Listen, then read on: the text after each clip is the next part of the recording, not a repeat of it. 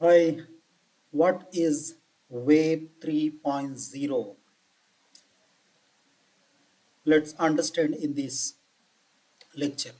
What is Web 3.0? So when we say Web 3.0, it means there must have been predecessors. Web 3. 2.0,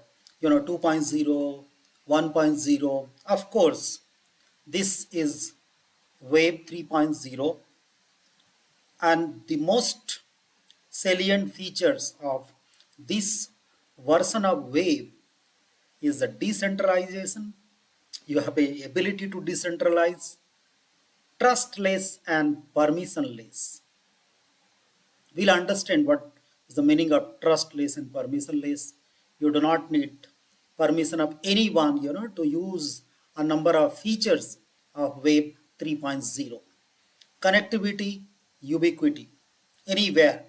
Just get connectivity, seamless connectivity from anywhere, any place. And semantic wave.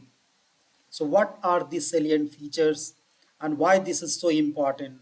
Why this is helping? Sometime, we call this as the future internet, isn't it? So what is this Web 3.0? Let's understand.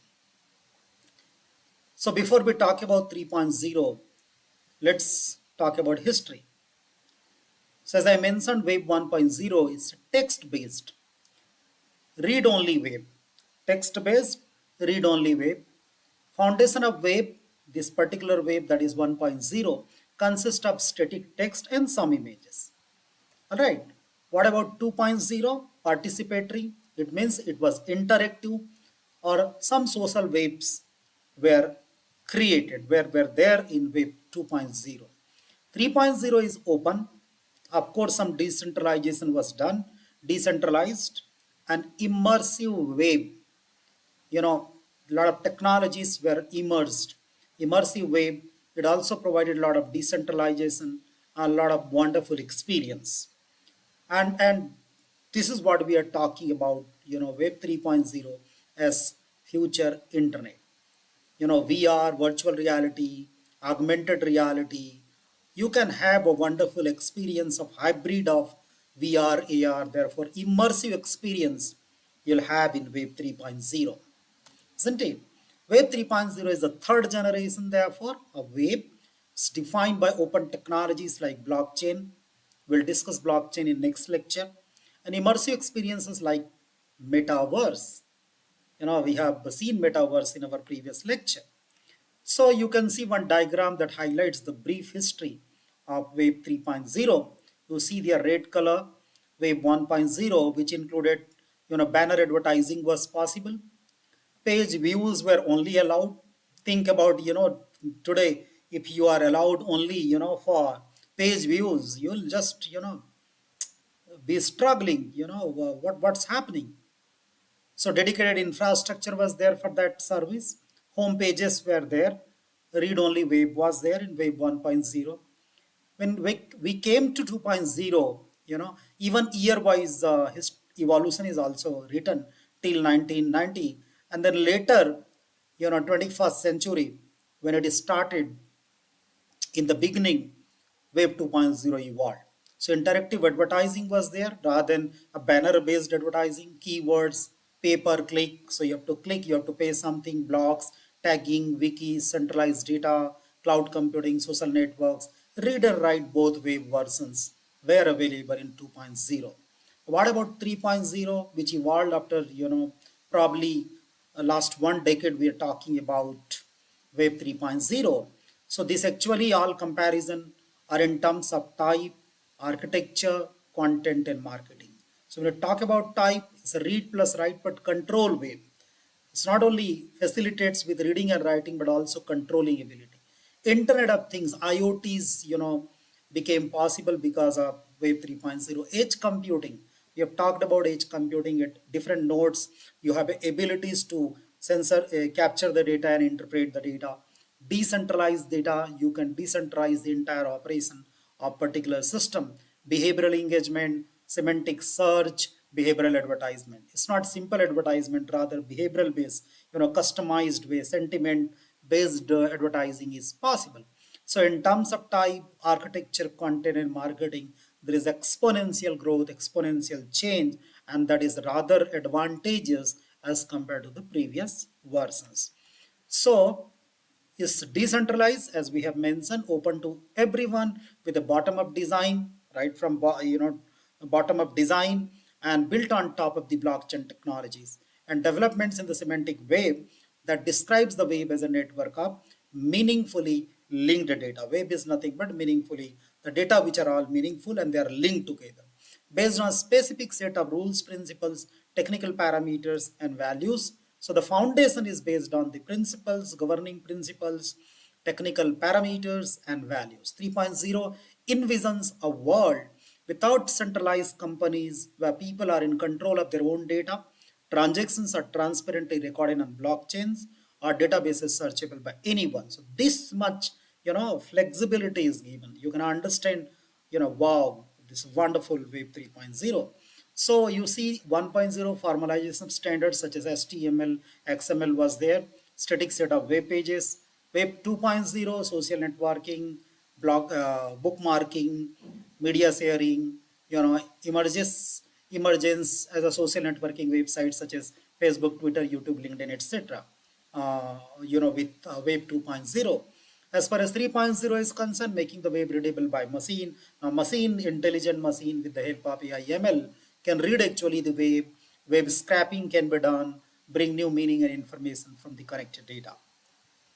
So what are the features of 3.0? One is very important is ubiquity from anywhere, decentralization, AI and semantic wave, and that provide the operation interactively. Blockchain technology was created to facilitate cryptocurrency, which is nothing but a digital currency, decentralized, not controlled by central bank, and that are set to play large role in Web 3.0. So decentralization because of digital currency, to access, to use the facilities, to use the resources is the salient feature. Other digital assets like NFTs. What is NFT? Is a non-fungible token. Look at here. Will be used to incentivize, users and service providers that will let people transact directly with one another without having to go through third parties like conventional banks.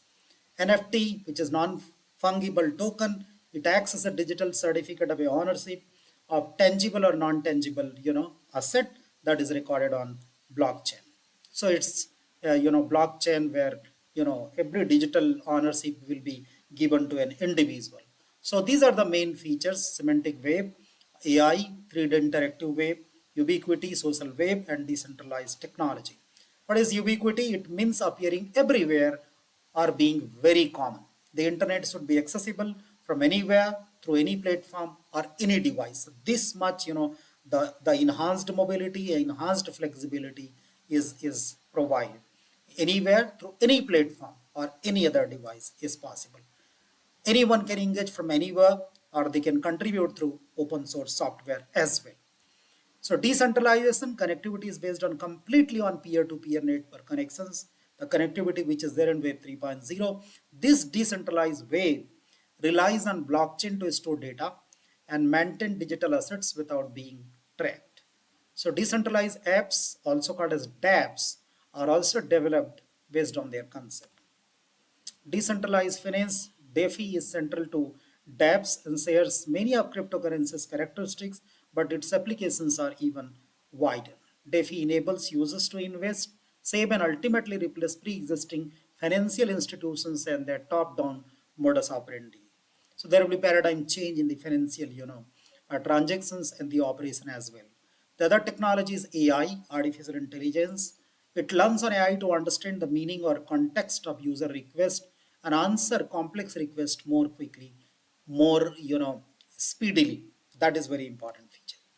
Part of AI or ML, that part of AI is ML, and applying the techniques like predictive analysis to outline relationships and patterns that help predict future outcomes and the event. So predictive analysis based on suitable ML model, that is also an important aspect. From a user perspective, advances in ML could lead to better customer support, and increasingly intelligent chatbots would be able to support multiple consumers at once with far more accuracy and the current standards. The advanced technology will also deliver search results more efficiently, identify fake news, and select high quality content. So these are very important things. Delivery of the result very efficiently, identification of fake news, which is a major threat, major problem in the social media world, and also to select high quality content, which is highly meaningful content, useful and wanted content. Now, what is semantic wave? It means relating to meaning in language or logic.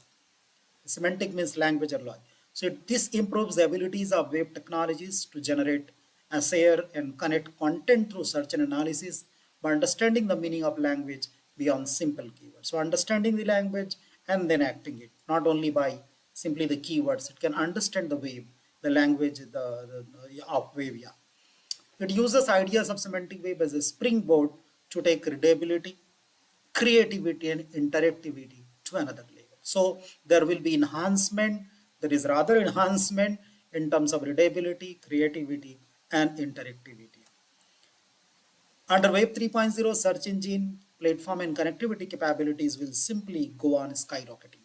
Rather than discerning meaning from a series of ones and zeros, keywords like headers, links, and other metadata, computers will be able to understand context and identify true needs and goals. So, semantic wave, automation of information retrieval, Internet of Things, personal assistant, all will be the important features because it will be able to understand the meaningful wave, and then it can, automate the information retrieval from the wave. Wave scraping is possible. Internet of Things could be deployed for that purpose, and the personal assistance at different level for different purposes and applications could also be, developed.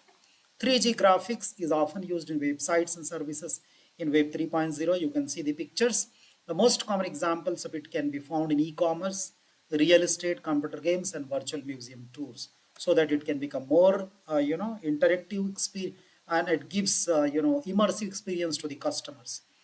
So what are the risks and downsides of Web 3.0? Despite having, you know, um, a number of benefits and advantages, there are risks. The lack of centralized gatekeepers in Web 3.0 could pose a significant risk to the users because completely decentralized, but in a central manner, there is no gatekeeper kind of thing. So who will be responsible for, when there is a risk to the users in a decentralized manner? While Web 3.0's decentralized ownership is seen to empower individual, that's the purpose of decentralization. The lack of oversight, this much decentralization, so lack of oversight can also increase the consumer risk, especially in terms of security. Decentralization could make regulating Web 3.0 virtually impossible. How can you regulate if you have huge amount of, a large amount of decentralization? There will also be new types of cyber attacks. More generally, widespread data manipulation could lead to, because everyone can manipulate the data, and that can lead to disinformation. If all users are anonymous in the new world, this includes those with, because all the people are included, so there may be people, some section of people with some bad intentions that may pose threat to the system.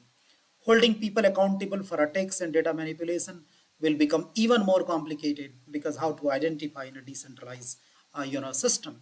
So these are the risks associated. But despite the fact that we have risk associated, Web 3.0 is simply bringing transformation, in the web-based services and applications. Thank you.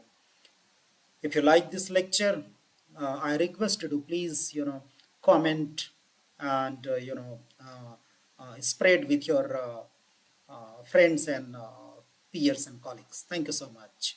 And you can also subscribe the channel. Thank you so much.